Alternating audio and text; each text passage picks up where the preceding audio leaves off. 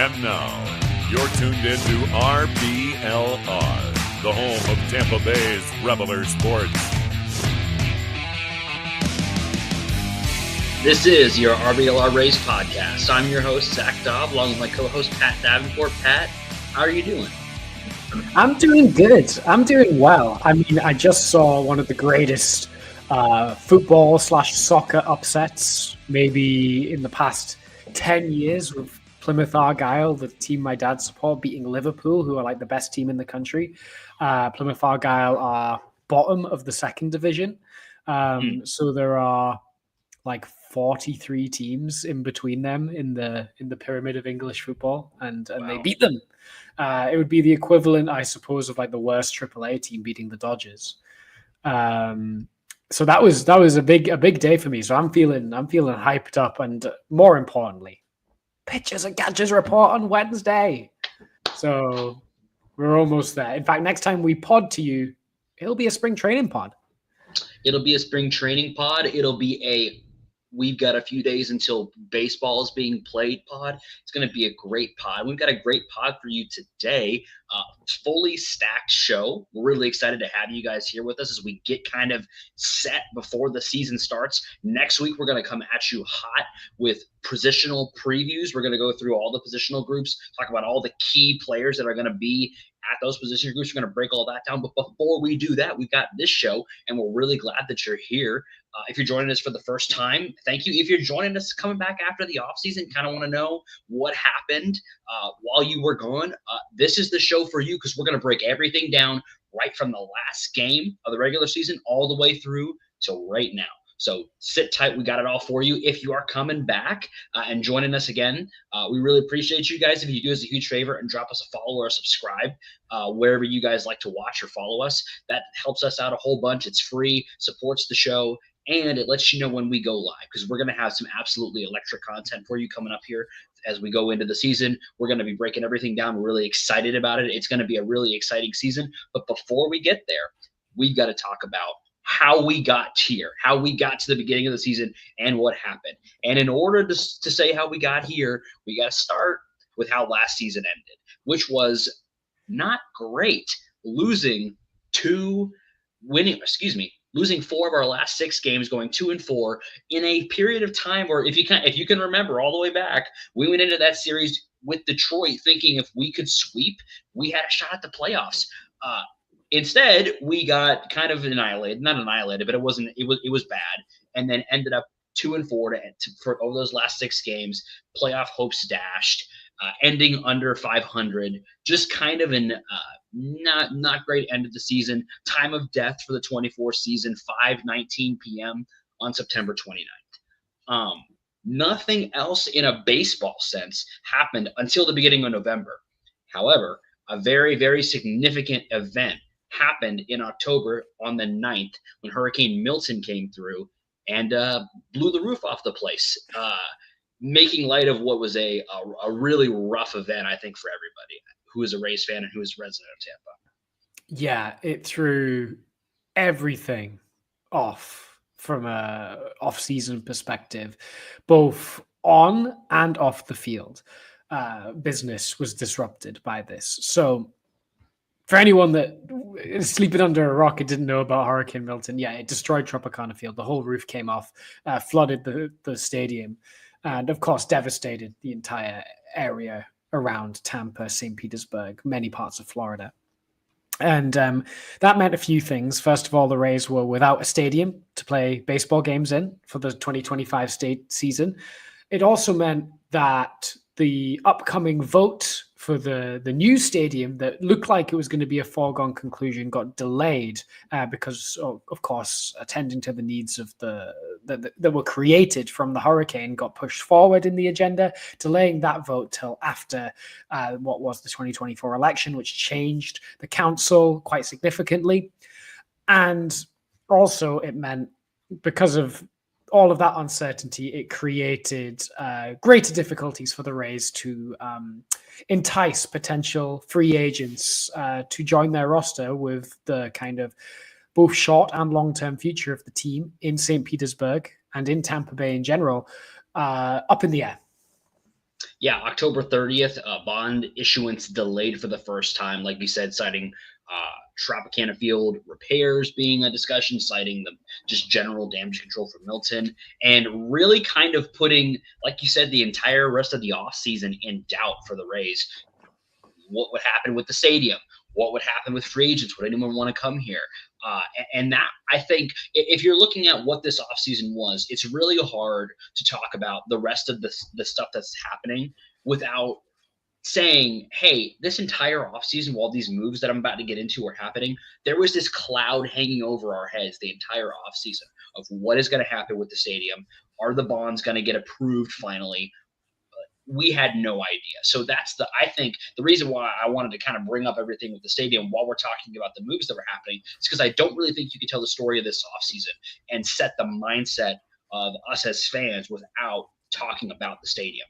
Because you have the bond issuance gets delayed, and that's kind of the major thing that happens at the end of October. Then we get into November. The first kind of thing that happens is moves start being made. Justin Sterner, DFA'd. Renee Pinto gets DFA'd. Austin Shenton traded for cash. And then around then is when you have the Pinellas County elections.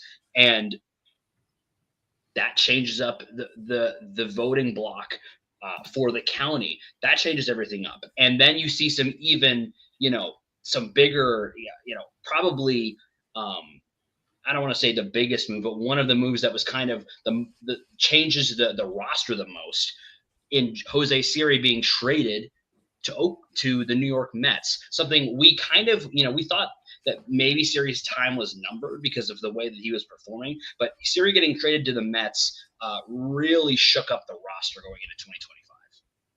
Yeah, it was not a surprising trade, but I don't think one that we'd considered was definitely going to happen. And the outfield was considered an area of weakness for the Rays, even heading into the offseason. I don't know if they completely addressed that need, but they essentially wanted to stamp a culture shift onto the outfield by moving Siri, a player that had some incredible plays and some incredible stretches for the team, but really suffered from a lack of consistency, particularly in terms of the amount of strikeouts he was generating. And when he was cold, he was one of the worst hitters on a team that was already pretty bad offensively. And while he was a Gold Glove caliber fielder with elite speed, Kevin Cash had made it clear on multiple occasions that he wasn't always putting in the effort to deliver on those potentials, benching him on numerous occasions due to lack of effort. And there was a clear rift between Siri and Cash and the way that the team wanted him to play and how he was actually playing. So they put their foot down. They initiated a culture shift. They said, we would rather Johnny DeLuca, who is probably slightly more consistent of a hitter, a little bit worse defensively, is more what we're looking for. We'd rather give him the runway in center field than you, Jose Siri. So we'll see you later. Yeah, and we have yet to see how that's going to go because the season hasn't started yet. But it's definitely something that the Rays did intentionally, and they clearly believe in Johnny DeLuca. And he showed us a lot of things, even last season as he was dealing with some injuries that give us some level of confidence as fans that, he's going to be able to hold it down. And for the Rays to make that move, obviously they feel the same way. That was kind of the biggest move that happened from baseball perspective in November. There was a few other things that happened at the end of the month, but before we get there, we have a nice little block of stadium stuff happening again. And the next kind of step of the stadium saga got kicked off on November 14th when the Rays announced that they were going to play at Steinbrenner Field. It was pretty clear almost immediately that the Trop would not be ready for opening day of 2025. This was confirmed pretty early on that it just was not going to happen. It was not going to be ready. There was even if they started that next day, just probably wasn't going to happen. So the search kind of began immediately to find a place to play. The two top candidates were Steinbrenner Field and the Phillies spring training location. And this kind of begins one of the more I don't know how to describe it. I don't want to say seedy because that seems a bit much, but just kind of generally unpleasant parts of the stadium saga where there was political maneuvering about where to play. And then we kind of get to November 16th through 21st, where there is just, general chaos. Stu in the Rays said the deal might be dead, citing the rising cost from the bond delay. Pinellas County delays the vote again. St. Pete has a vote on the 21st that can only be described as pandemonium. What happened there in the span of like 4 hours, where they voted to repair the Trop. Brian Auld basically came in and told them, hey, no, we don't want you to rebuild the Trop. The bond vote got delayed again, and then they came back and withdrew the vote to repair the Trop. I don't think the vibes have ever been any worse than they were after that whole debacle on the 21st.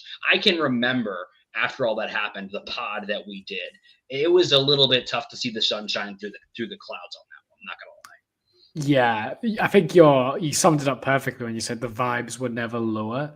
It felt like our Major League Baseball team was hanging by a thread, which is something I don't think any of us were even considering being a possibility 6 months ago. Yep. It was really devastating, and we've all felt so powerless that our Major League Baseball team was kind of in the hands of kind of either career politicians that were kind of using the team as a political bargaining chip, and a greedy billionaire that was trying to maximize profits at all costs. It just felt like we were stuck between a rock and a hard place, and the only people that were suffering from it were the fans and the baseball players involved in the team. There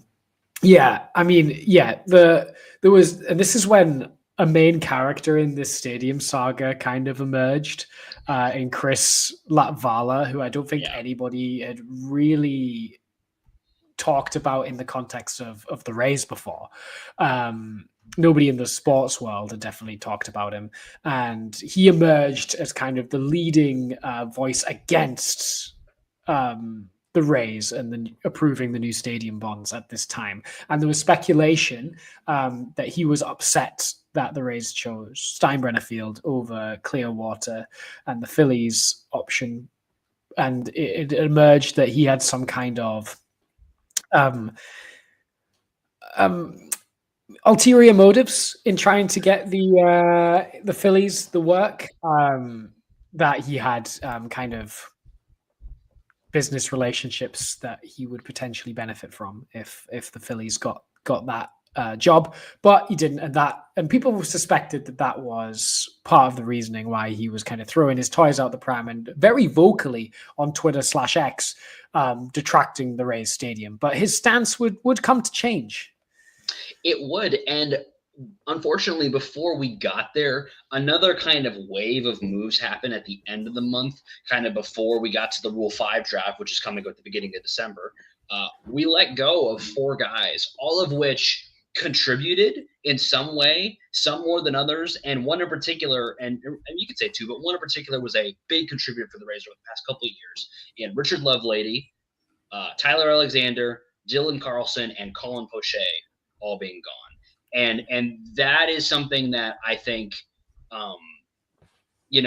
added to the general kind of unhappiness, because you see some of these guys, you see like Carlson is one that we thought, maybe he could be, maybe he could be the future of the Rays, outfield, maybe he'll figure it out and put it all together. He's gone. Poche, a guy that we've talked about a lot on the show, that we've liked a lot on this show, he's gone. Alexander was kind of a fun project. He's gone. Lovelady kind of the same way. Just kind of just general displeasured vibes kind of to end the month of November for the Rays. Yeah, I think so Lovelady, I don't think anybody particularly missed. He was just a kind of guy that we brought in when the bullpen was having a little bit of struggles, a little bit of lack of consistency early in the year. And Lovelady was a guy that there was potential in, but couldn't really put it together, and then got injured and then couldn't really find a way back into the team. So no one really minded that one. Tyler Alexander kind of dutifully fulfilled the swingman role, but wasn't great. He had negative WAR, and everyone kind of said, well, with McClanahan back and Springs back and Rasmussen back, he's kind of without a spot. And then Carlson, we bought low at the trade deadline, and got off to a really good start when he first turned up, and we thought, hey, maybe that solves our kind of lack of outfield depth. But then he kind of regressed to what he has been the past couple of years, which is a below replacement value outfielder that has that kind of former top prospect shine, but couldn't really go anywhere. You can see why the Rays might have let him go just because he did not perform. And Palacios and DeLuca and Lowe were going to hold down the outfield spots. So unless he was going to hang around as a fourth outfielder, you were going to let him go. And then Poche was the big one. And he came off like a good season, not a great season, but it was a good season. So I think that was slightly surprising. I was a little bit surprised that he was just non-tendered, but it seemed like the Rays had kind of shown their hand that they didn't really want him on the roster next year. So there wasn't really much value there for a trade. So they had to kind of just DFA him and let him go. I think the Rays shouldn't have shown their hand so clearly that they were going to move on from Poche, because I think he came off a good enough season that like a veteran reliever lefty that is been really good the past 2-3 seasons for the Rays could have got some value. I think that was a misstep there, but he's just recently signed a minor league contract, which is crazy that he couldn't even get a major league deal somewhere. Who did he sign a minor league contract with? I believe it was the Nationals. I'm going to double check that. You continue on the timeline, and I'll get that right. Interesting, because I do think he is a major league level reliever, and he should be pitching for somebody, in my opinion. But anyway, it was the Nationals. It was announced on Friday that he's signed a minor league deal with an invite to Major League Spring Training. He'll get on the roster. I believe he'll be in Washington National. Good for him. I hope he gets paid in some form or fashion, because he's good, and he deserves to be a major league reliever. Carlson also went to the Orioles. He did go to the Orioles. That was the other thing I was going to say. Is Carlson goes to the Orioles. I do not believe that. I was trying to look and find. I don't think Tyler Alexander is signed somewhere. It doesn't really seem like there's room for him on the roster. Same with Lovelady, but I don't think they've signed somewhere. Lovelady has signed a minor league deal with the Blue Jays with an invite to Major League Training. Alexander, I'm not seeing any news on him. Okay.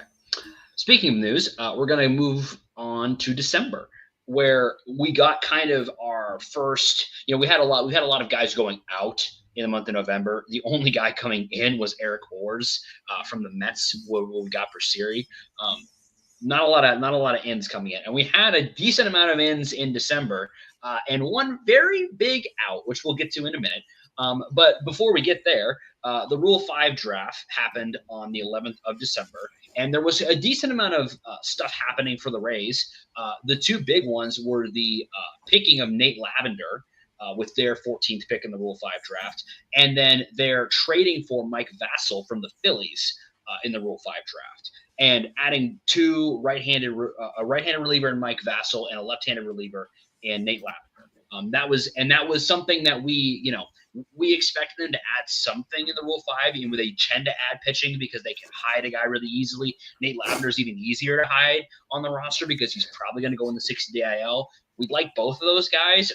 I would expect Vasil at least to get a shot at the major league level and get a little run. He's probably going to be pitching for his job kind of from the beginning, would be my guess. But we do expect those guys to get at least a shot at the major league level. Evan Reifert was the Rays' only casualty from the Rule 5 draft. Yeah, and we suspected Reifert would be the prime target for teams. Lavender is an interesting one because he's kind of a soft-throwing lefty, which will be interesting to see how he fits into the bullpen mix, if at all, on return from his injury. And Mike Vasil, I think, is an unspectacular swingman type. I think he's the Tyler Alexander replacement, but just as a right-hander instead of a lefty. I think he could be. His role is interesting. I would be really surprised if he stuck the whole year on the team.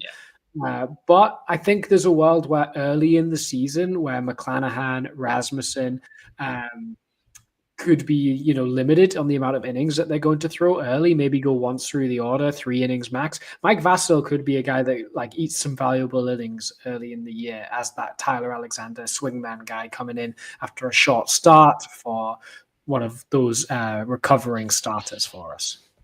Yeah, and I think Mike Vasil Mike Vasso gets an even bigger role because of the next move that the Rays pulled off that I think famously, at least famously on this podcast, I said was not going to happen, and then immediately happened like maybe 2 hours after we got off the podcast. Jeffrey Springs was traded to the Oakland Athletics for Joe Boyle, Jacob Waters, and Will Simpson, and a competitive balance pick on December 14th. This was a move that I did not see coming at all. I was initially pretty displeased with it until I saw the return, at which point I was a little bit less displeased and have become, more and more okay with the move as time has gone on. How are a couple of months removed from it? How do you feel about the trade? Yeah, I remember that we said that Springs wasn't going to get moved, and then he did. I remember that. We've made a habit of that this offseason. We also said Taylor Walls is going to be the starting shortstop, and we don't expect us to even think about getting a shortstop in. We you know what? We're good at analyzing what has actually happened, I think, but in predicting the future, I think the Rays are just the wrong team to even bother trying.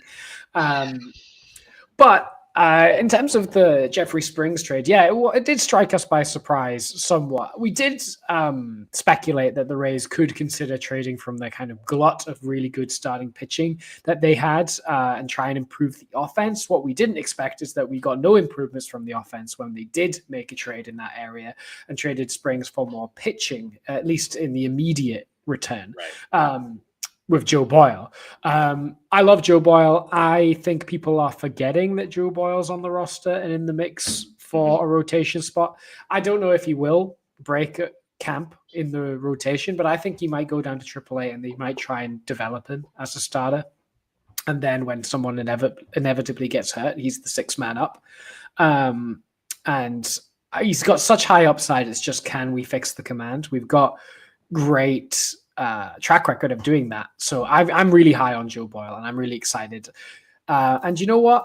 The more I thought about it, the more I'm okay with Jeff Springs being the one to move on. He was the most expensive of the starting pitching group that we have, as he signed a mini extension with us. So he was on over 10 million.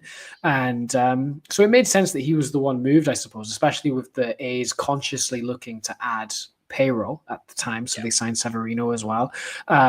So I think it's an interesting trade. I guess what Will Simpson and Jacob Waters work out to will also be a big factor. I'm okay with how the rotation looks now, so I'm completely fine with the trade. But it is a trade return that is high upside but also low downside. So it's a risky trade, I suppose. But I bank on the Rays pitching development to make it work. Yeah, the scenario where I could see us regretting this trade is if we get into the season and if Shane is recovering slowly and not being able to pitch a lot of innings, if Taj looks more like October or September Taj than June Taj or August Taj, and we have Boz also kind of having a rough start to the year, we could end up looking back on this trade kind of unfavorably, I think. That being said, if the Rays managed to do the magic they did on Tyler Glasnow to Joe Boyle, then we're going to be looking on this trade very favorably. So, I tend to, like you, put the probability on the Rays finding a way to make Joe Boyle work. The competitive balance pick is also something that we're going to have to watch and see how that ends up affecting the team in the long term. Who they choose with that pick is going to be interesting, because the Rays are always looking for those ways to add extra value. So it'll be interesting to see how this trade looks if we look back on it in a year or so. Yeah, and I think it's important to note that as part of the offseason kind of roundup, we did have the draft lottery, which is a fairly recent addition to Major League schedule. But the Rays got the 14th pick in the first round, but we'll also be picking in the competitive balance round twice at 37 and 42. So, and we also pick 53rd as well. So we've got a lot of picks kind of in that top 50, 53, which no one at the top 10, but we've got a lot of picks there. So it'll be interesting to see how we go about that draft. Yeah, and I think that the Rays are going to really be able to hone in on guys that they want and guys that they like and get multiple chances at them. So Yeah, I'm and okay with that. it's also the highest pick the Rays have had since 2017. So there you go. Yeah. So the Rays, before the Jeffrey Springs trade happened, it actually went a little out of order because that was kind of the biggest move. But the other big thing that happened in December was the Rays signed Danny Jansen the day after the Rule 5 draft on the 12th of December, which was something that we had kicked around Danny Jansen a little bit. We had kicked around a couple of catchers potentially as an addition, bringing him into the roster and having him potentially be a starting catcher, potentially be putting in for DH innings, is going to add another interesting kind of layer to this roster. And one of the things we kind of said pretty consistently about adding Danny Jansen is it has kind of raised the floor of the team a little bit by providing a league average or better bat at a position where we generally have not had that for a couple of years. Yeah, and we talked about how this was it felt fairly un-Raysy as a move, but we did talk at length about the potential addition of a catcher. It pretty much had to happen, an addition of a catcher, because otherwise things were gonna be rough. We put up 67 WRC plus from the catcher position last year, which is really bad. Really, really bad. And in fact, it is 26th in the big leagues. Only, you know what? The Texas Rangers, Cleveland Guardians, Chicago White Sox, and Miami Marlins were worse. But we had to add a backup catcher because currently it was Rortvedt and Driscoll, who, like, Driscoll you could see maybe working into something. Rortvedt, we kind of know what he is, where he's got a cannon of an arm, so-so blocking and game calling, can make contact on the ball but never really produce power. Driscoll was kind of a maybe he'll be decent kind of guy.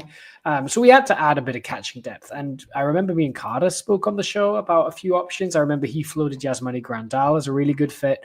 But we ended up going for what could be considered the top free agent catcher on the board in Danny Jansen in terms of what he can produce offensively. He will create a major league average bat from the catching position, which, 40% better than what we had, and gets rid of a dead zone. Will the Rays game calling and base stealing vulnerabilities be further exposed? Probably. Danny Jansen's not an arm guy, but he's really good at blocking. How this will all work out and what split of the playing time Danny Jansen will get will be interesting. I think he'll get a chance to get the majority of the games out there. But I want to see how it works because this is not a catcher the Rays would usually go for.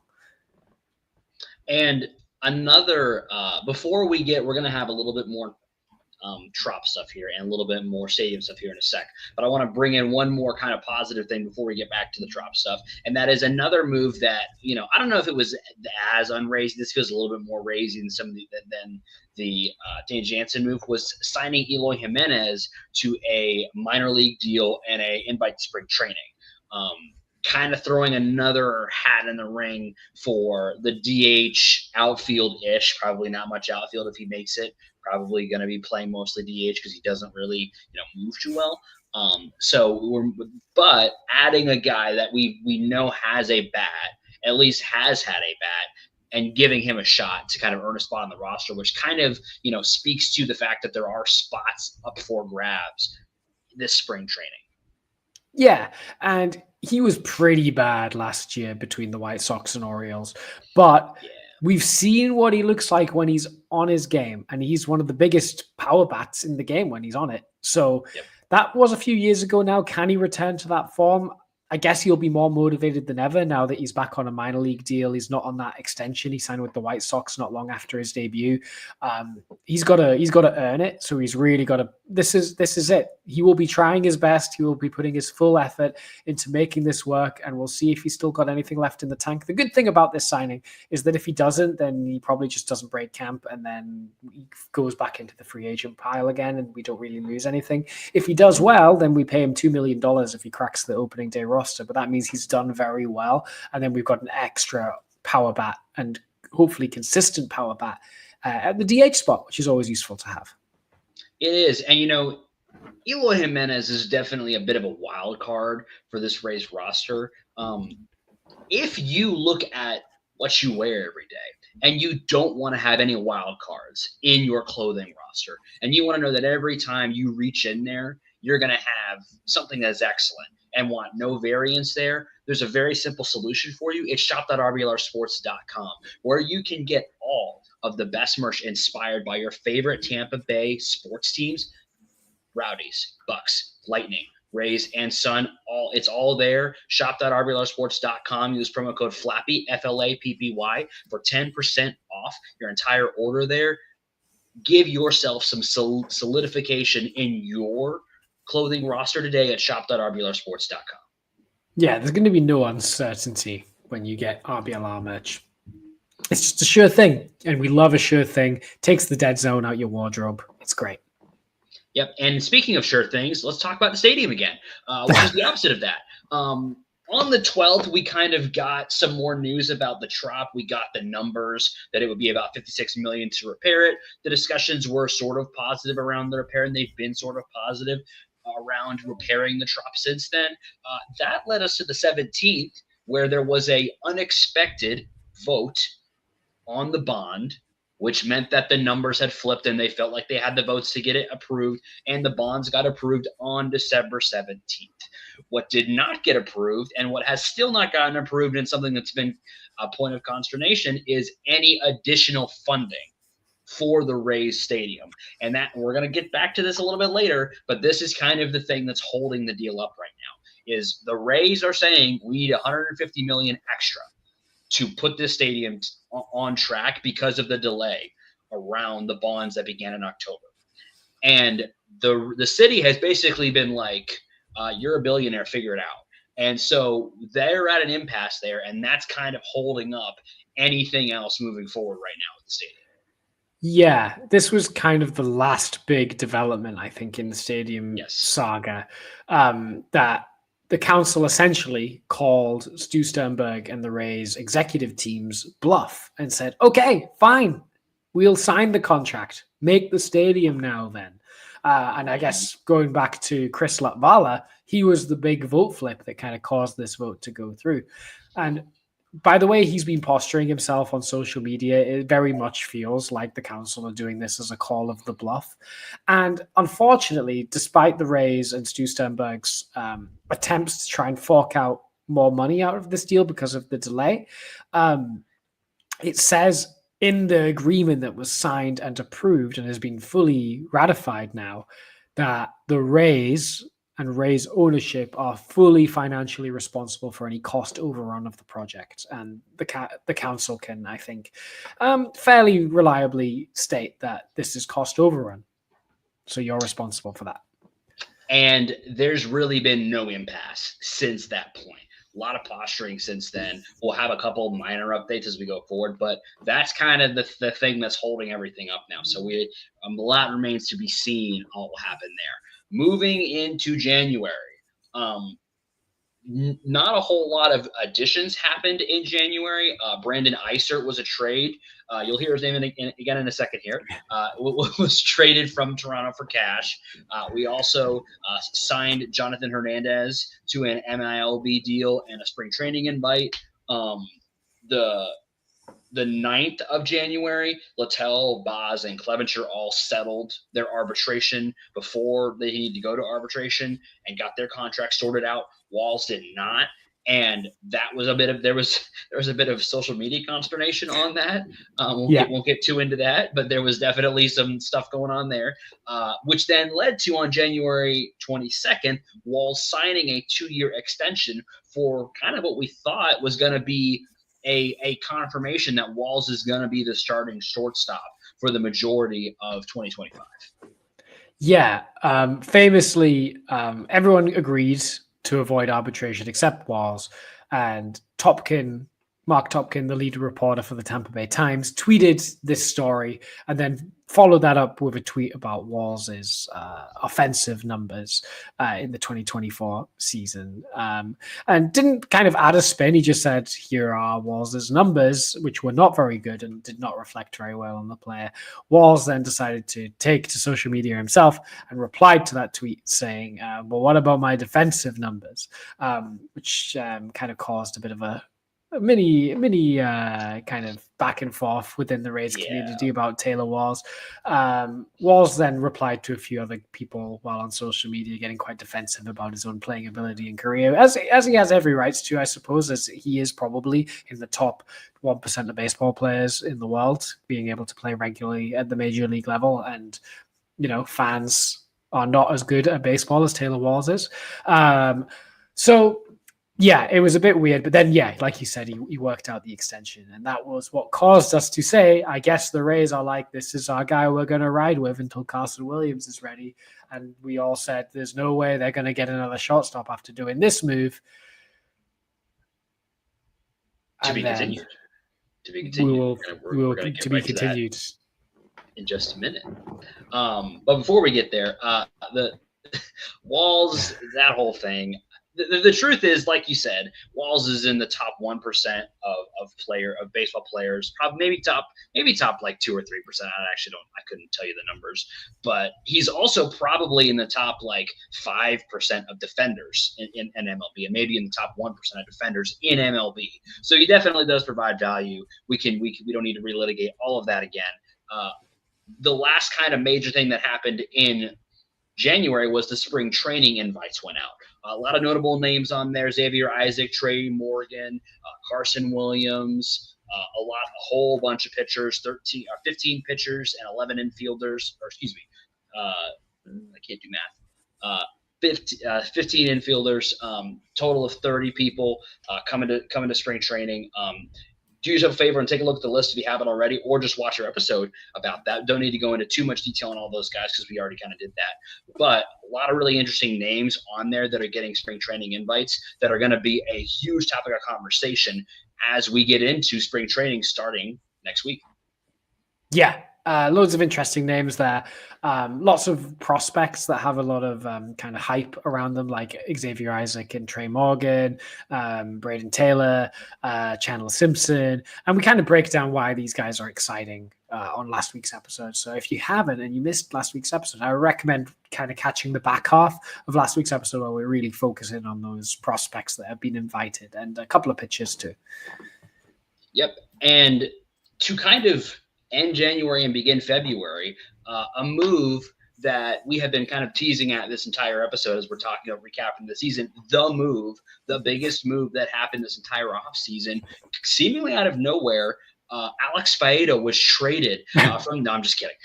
We'll talk about him in a second. Ha-Seong Kim signed to a $29 million free agent deal, totally reshaping the Rays infield. He is hurt, and he probably will not play until mid-May at the best. So we are still going to see Walls to begin the season, but a four-war type guy added via free agency for the Rays, something we did not expect and something that completely changes the floor for this team as we look to 2025. Yeah, he has Walls standard defense, which is what kept him on the roster for so long, but actually can hit to a kind of major league average, and actually for the past 3 years, better than major league average hitter, which we always said, imagine if Taylor Walls was like an 85 WRC plus guy, he would be so low. Well, we basically got Taylor Walls if he was a 110 WRC plus guy. So yeah, completely changes the outlook. It now feels like, apart from maybe left field feeling a little underwhelming, or maybe center field could maybe do with a jump, the Rays infield in particular just feels like completely rock solid. And yeah, it completely changes the outlook of the team, like you said, from like a wild card chase team to like a team that's comfortably in the wild card, maybe one move away from chasing a division. And that, to me, so changes kind of our mindset going into the season, because the one big hole you could look at on this team from an offensive standpoint has now been filled, at least for the majority of the season. And I, for one, am really excited to see this guy in a Rays uniform. It's just going to be so much fun to watch him. With him leaving, some of the guys that left to bring him on, Brandon Eisert, who we traded for, then got DFA'd and went to the White Sox, one of the shorter Rays tenures out there. He's now with the White Sox. And then Osleivis Basabe, the oft hated on shortstop that just never quite got there, got a little bit of a shot when he who shall not be named was unceremoniously removed from the roster, got a little bit of a shot then, did some pretty okay things, and then not much since then. He is gone. In comes Alex Faedo, as mentioned earlier, from Detroit. He is an interesting starting pitcher. We haven't really talked about him because that happened this week.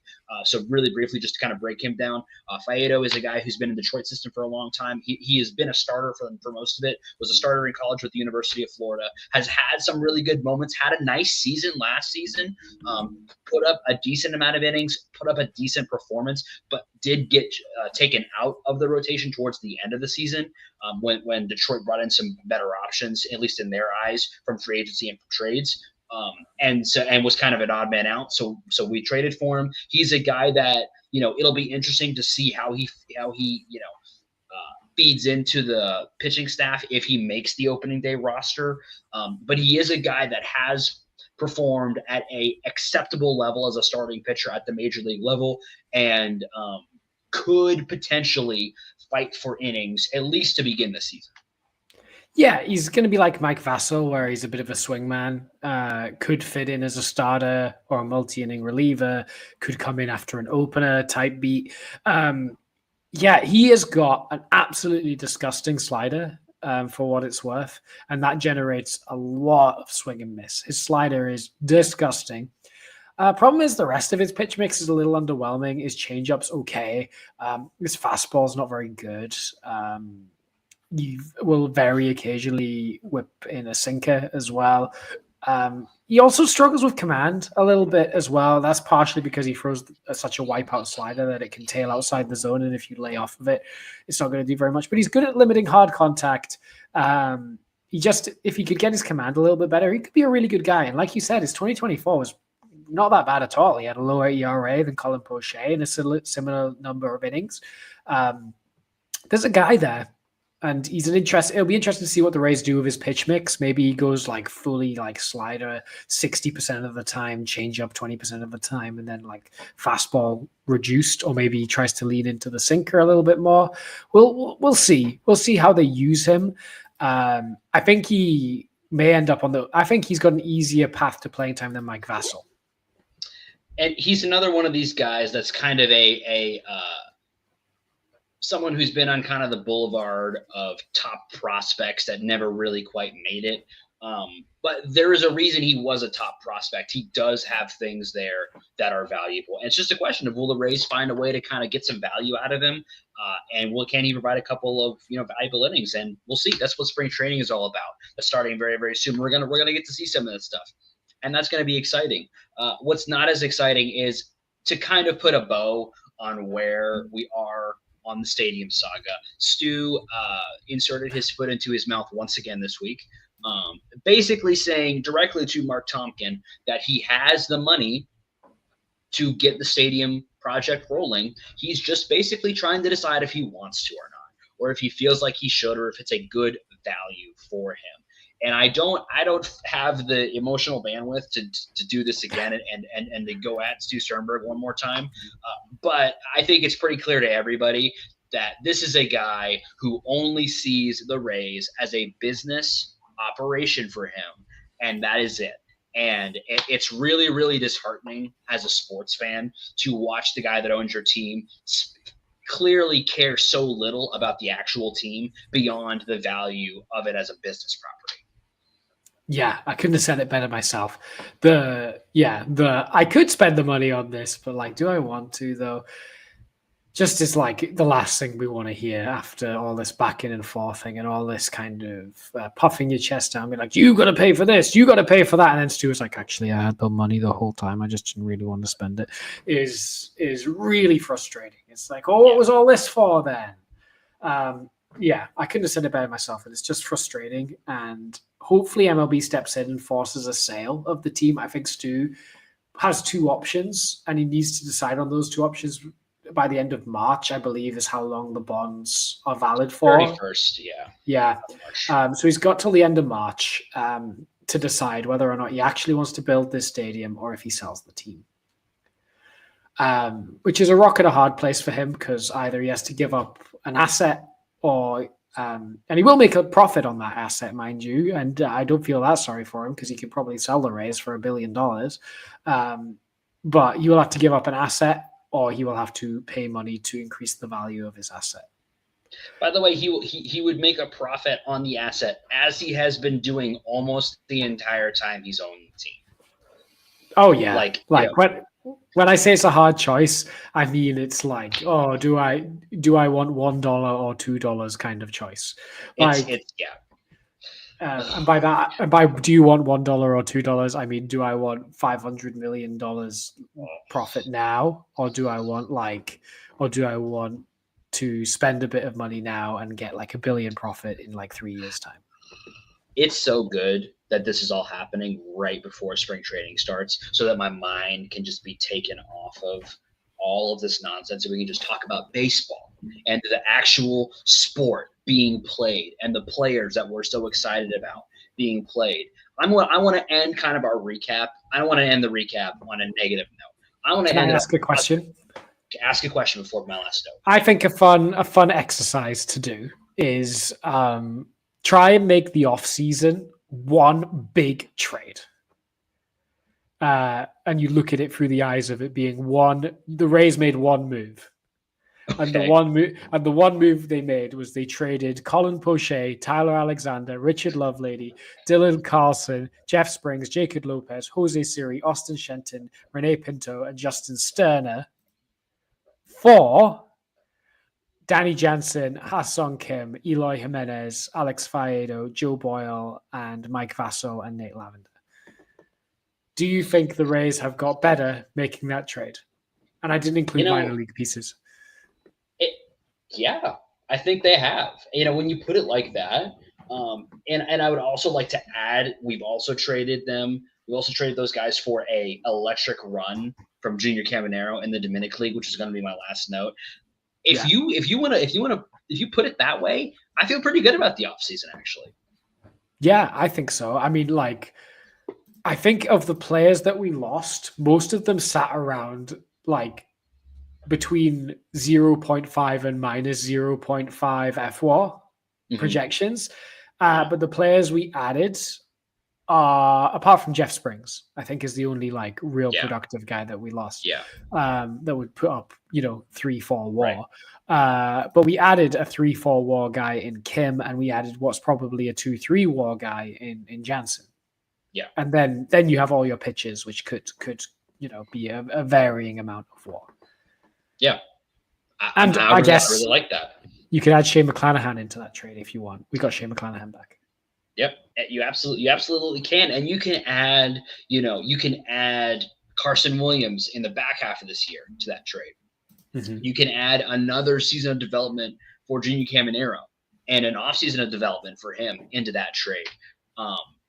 And when you look at it from that perspective, it's a pretty good deal.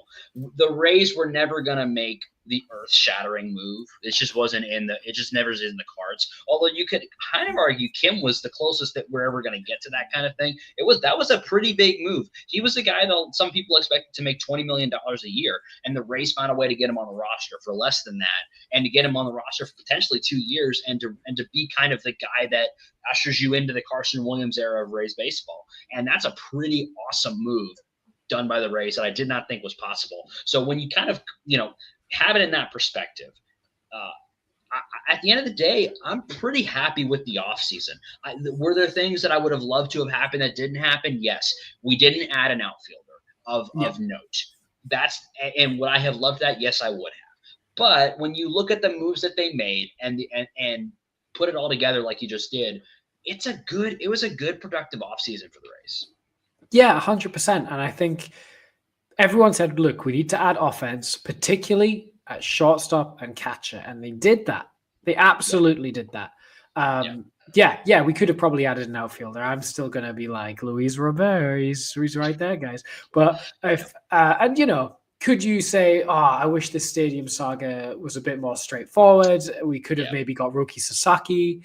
If, like, I'm not saying we definitely would have, but it would have raised our odds of getting Roki Sasaki if the stadium thing worked out a little bit better. Maybe there was a couple of free agents that we talked to that did balk at the stadium idea and kind of stopped discussions in their tracks. But with the scenario that the front office had in front of them, I think they had a completely solid offseason that has definitely raised the floor of this team by quite a stretch. Because that was the thing that worried me about this team, is that this team has a good ceiling. I don't think it's 100 wins. I don't think this is 100. There's a world where this team wins 100 games, but like, this was a team that had a ceiling that, you know, was in the mid 90s. But now, for me, the floor has gone from 75 wins to like 82 wins.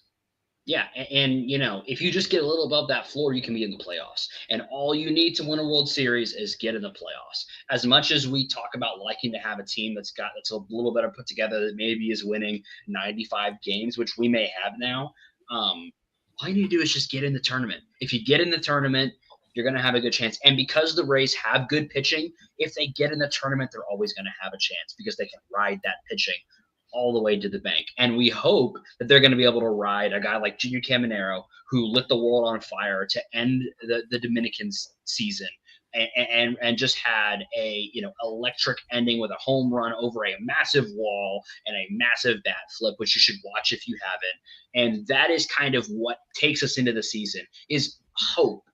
Hope in Ha-Seong Kim, hope in the pitching staff, hope in Junior Caminero and guys like Carson Williams to develop and to bring this team forward into 2025 and beyond. And through all the doom and gloom that happened around the stadium, and that maybe continues to be there a little bit, I think we end this offseason and head into 2025 with a good amount of hope and a belief that this team can do some really cool things.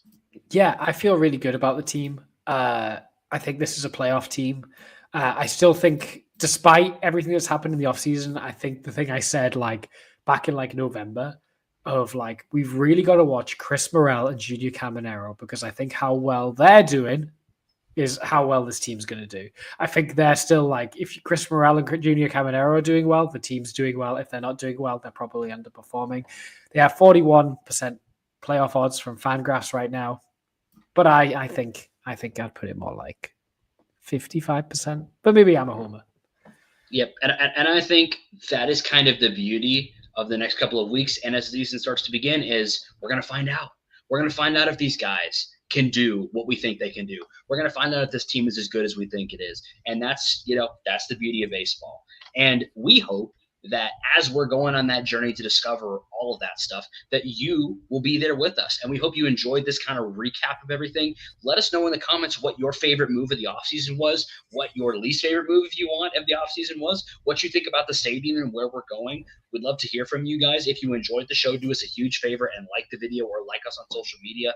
Drop us a follow or a subscribe. Check if you're subscribed. You may think you be subscribed and may not be subscribed. A lot of times that happens. YouTube can just sort of shadow unsubscribe people sometimes. So do us a huge favor and check on that if you think you're subscribed. Helps us out so much. And we're going to be bringing you guys awesome content all season long, starting with positional reviews coming next week. We're so excited to bring that to you guys and to set up this season. But for now, Raise up. Raise up.